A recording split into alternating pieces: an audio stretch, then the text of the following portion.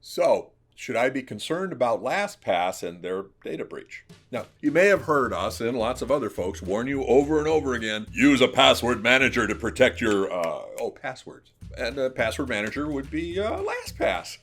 The cloud-based password management system that was hacked 2 weeks ago.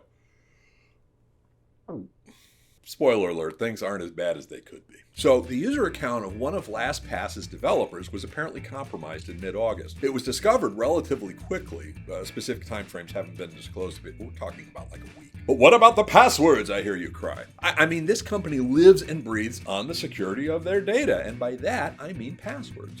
Well, at this point, it looks like everything is relatively okay in that regard. Through the compromised account, the hackers did get access to some source code, the programming that LastPass uses in order to provide their services. And that ain't good. And they also got access to corporate information about LastPass, but they didn't get access to user data, the passwords. Let me say the good part again.